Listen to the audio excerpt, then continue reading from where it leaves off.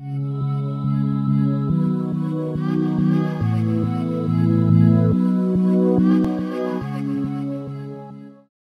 tout le monde, donc aujourd'hui je suis ici à Cap-Breton avec Marcus Buchecha. Thank you very much Marcus for this interview. Thank you guys for the opportunity, for the invitation. My pleasure. So Marcus, how did you get into BJJ? I started like 12 years ago. My sister, she was the first to start it. Then my father.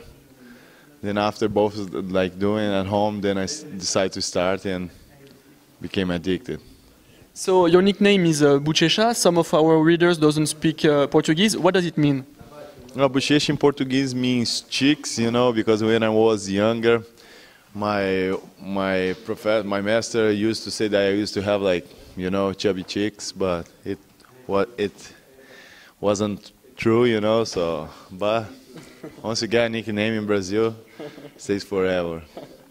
How many times a week do you train? I train 5 days per week, twice a day, you know. That, like pretty much that. So you are a big champ. Today you are maybe the biggest champs in BJJ. You won almost everything. How do you do to stay motivated? Sorry. I think I try to keep the same head and the same thoughts that I had since my first world title as black belt in 2012. So I try to keep the same motivation, you know, the same will of winning when I had back in the day. Because if I think too much about the pressure, about the others are thinking about me, you know, then you start fighting for the wrong reason.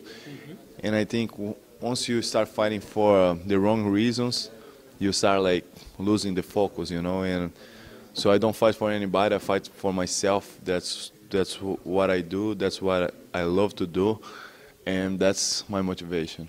What part of your game do you have to improve? You think right now?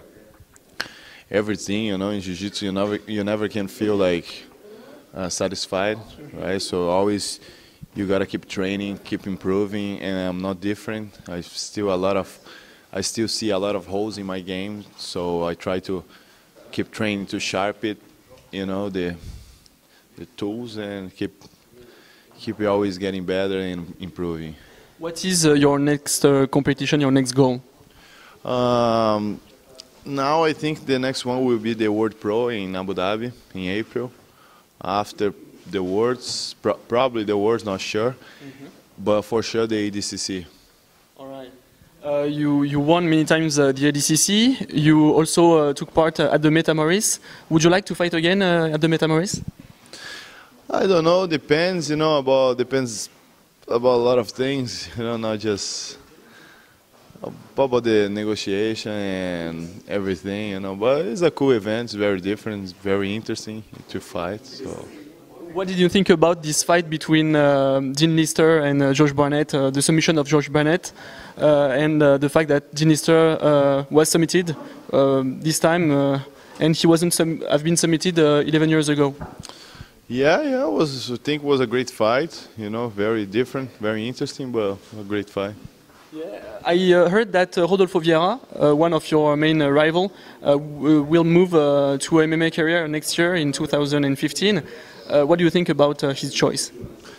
I think he's right, you know, because in Jiu-Jitsu it's hard to make a living if you're not like, if the big tournaments, you know, the people who can start like making the sport growing and become more professional. Once they're not doing that, you know, you have no choice, so you gotta like make money. Everybody wanna make money, of course. So in Jiu-Jitsu it's being hard, and the MMA attracts a lot because there's a lot of money involved, and I think he's right, and I'm not different as him, you know. And in maybe 2 or 3 years, I'm gonna do the same thing, you know. All right. Do you think he has his chance to maybe have a title at the UFC or in another organization? Yeah, of course. I've been watching his training, his videos, you know, and I can see how like his improvement with the boxing, and Muay Thai and another arts, and for sure Jiu-Jitsu. I don't even need to say he's like, my opinion nowadays, the best, you know. And for sure he's gonna put his game on the MMA. He's gonna be really complete, and he's gonna do good for sure. Do you used to watch MMA on TV or in events?